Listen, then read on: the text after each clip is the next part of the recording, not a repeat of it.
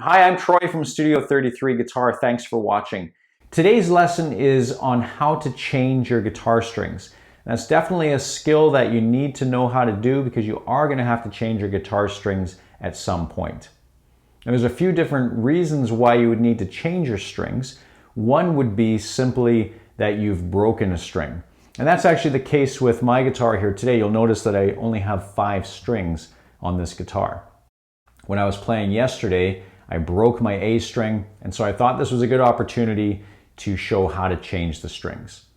Now you do have the option if you break a string of just replacing that one string, but I usually find that if I break a string, that's a good indication the strings are probably getting a little bit old and it's probably due to be changed. So I usually change the whole set. The other reason that you may change your strings is simply because they've gotten a little bit old. They might be a little bit dirty. They might not be staying in tune. You'll find that after you've been playing for a bit, you'll know whether your strings need to be changed or not. If you start noticing that your strings are starting to change color, they're maybe getting black, you might be noticing some blackness on your fingertips after you've been playing. That's also a good indication that your strings are needing to be changed. Today we're going to be talking about how to change acoustic guitar strings, but the technique is very similar to how to change electric as well, because most of the activity happens up here at the headstock, and that'll really be the same for both acoustic or electric. I should mention there's a number of different techniques and methods on how to change guitar strings, and there's a lot of information out there about how to do it. The way that I'm going to show you is not necessarily the best way or the right way, but it's the way that I do it personally and what I found has worked for me. Before we start, there are a couple of different tools that you should have. I recommend that you have a good set of wire cutters like these ones that you can snip the ends of the strings once we get them on. And also a string winder. You may have seen these at the music store. These cost a couple of dollars. They're pretty cheap, but well worth the investment. Makes changing strings a lot easier and faster. When I change my strings, the first thing that I do is remove all of the old strings. Now, some people will say that you should only take off one string at a time and replace it with the new one in order to keep the tension the same on the neck. Now, I've always taken all my strings off because I find that's a great opportunity then to clean the guitar, wipe down the dust that will gather around the bridge and on the headstock. Sometimes I'll even put fingerboard treatment, lemon oil on the fretboard to keep it clean and fresh. And that's a lot easier to do without the strings on there. I don't think that the few minutes of having all the strings off the neck are going to cause any problems. And I certainly haven't found that over the years as I've been doing it this way. To remove the strings, all we're going to do is simply turn the tuning peg and loosen it off until we can unwrap the string from the peg. So I usually start by playing the string and then turning the tuning key to make sure that I'm turning it in the right direction. So I can hear it getting lower, then I know that I'm going the right way. And then we just keep turning that. And you can use your hands like this, or you can use that string winder like I showed you. You just want to get it unwound enough that it becomes quite loose and then gives you some slack so that you can unwrap it from the post. Once you get that off enough, just come up to the post side and just simply unwrap the string and pull it off. Now, as you pull it off, make sure that you keep that away from the guitar body because you don't want to scratch your guitar. Once you have the string off that end, you need to now remove it from the bridge end.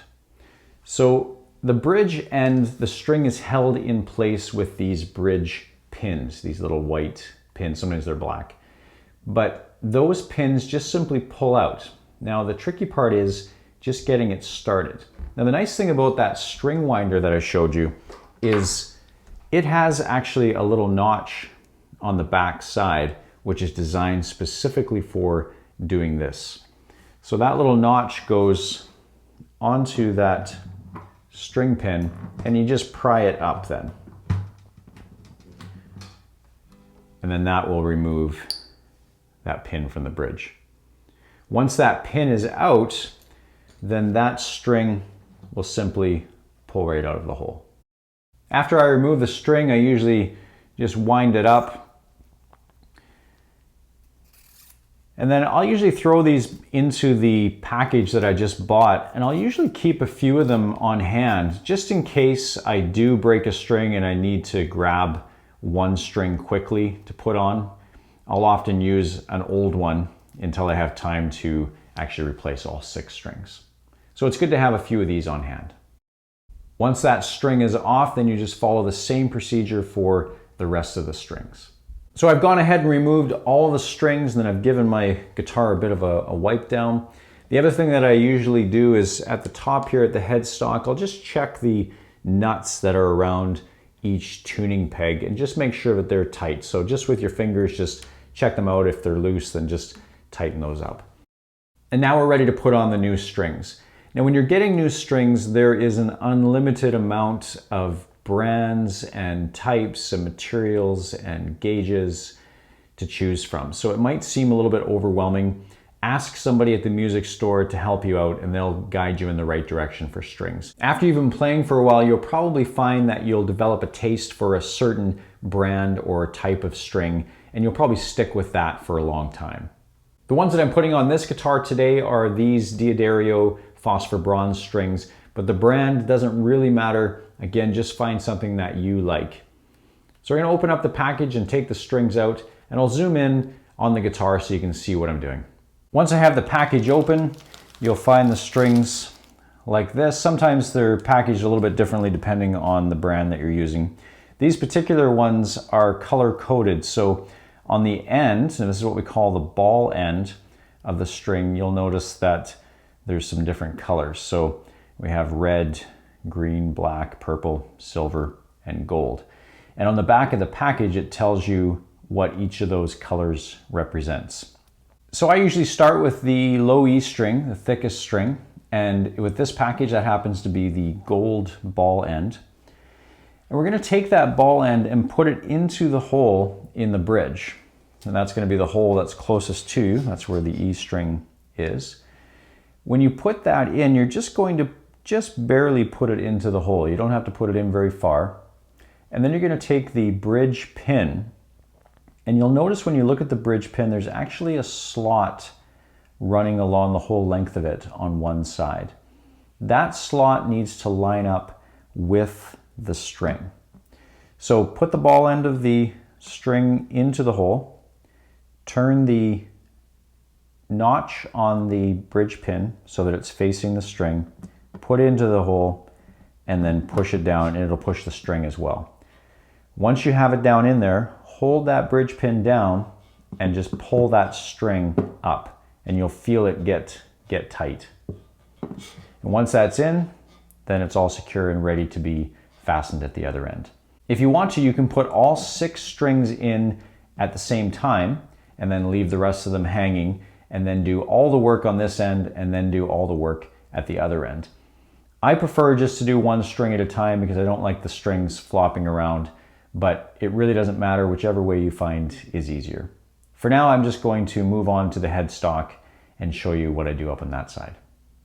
At the headstock side of the guitar, we're going to take that guitar string and pull it up so that it's basically tight up to the top of the neck. Now we need to figure out how much of this string that we actually need, because we're going to have some excess here that we're going to cut off. So a good rule of thumb is to use basically this distance plus another half, and then we'll cut the string there. So go to the posts that you're going to wrap it around, and then go one more post, and then half. And at that point is where I'm going to cut the string and take the rest of the string off. So I'm going to use these cutters. Simply cut that off. Throw this piece away. And then I'm left with the amount of string that I'll need to wrap around the post. So the next thing that I'll do is I'll turn the tuning peg so that the hole is facing basically in this direction, sort of up away from the headstock. And I'll put the string through the hole, and I'm only going to leave, as you can see, just a little bit of the string hanging out, maybe about 1/2 inch or so. And then I'm just going to hold that. And here's a little trick that I do that I find helps me out. Is I'm just going to take the other part of the string and just give it a good 90-degree or more bend right there at that hole. And that just helps to kind of keep that in place. Once I have that, now I'm going to start turning this tuning key just with my fingers. Now as I do this, I'm trying to use my index finger to hold that string tight against the post. And as we're coming around, I want to keep that string fairly tight, and I'm gripping that with my whole hand. And I'm also pushing that string down a little bit. I'll tell you more about that in a minute. But I'm just going to wind that around, and as that piece that I had cut earlier comes around, I want to make sure that this string goes underneath that. So I'm turning, and you can see that that has gone underneath that piece that I cut. And then I want to continue to turn, and I want my next wrap again to make sure that I go underneath that first wrap that I just made. So as I'm turning, I'm putting pressure in a downward motion on this string to make sure that it goes under that wrap. The reason that we're doing that is by the time we're done, that's going to create a downward motion across the nut on the guitar, which is going to help give you a better tone. So I'm going to keep turning this. And I'm not going to use the string winder for right now, just so you can see how this is working. And again, I'm just going underneath that wrap, continuing until I can get the string tight. So each wrap we want to go underneath the next.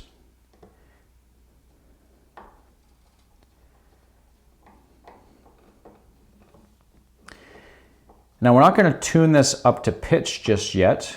We're just going to get it so that it's fairly tight. And so usually what I do is I'll keep my fingers underneath the string here to keep it tight down at the bridge end.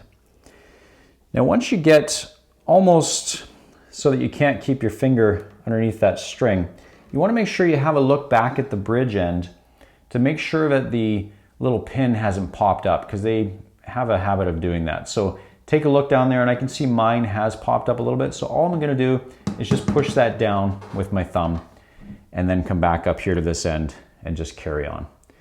So now my E string is in place. Again, I'm not going to tune it up right now, but you can see that this has a nice downward angle across the nut.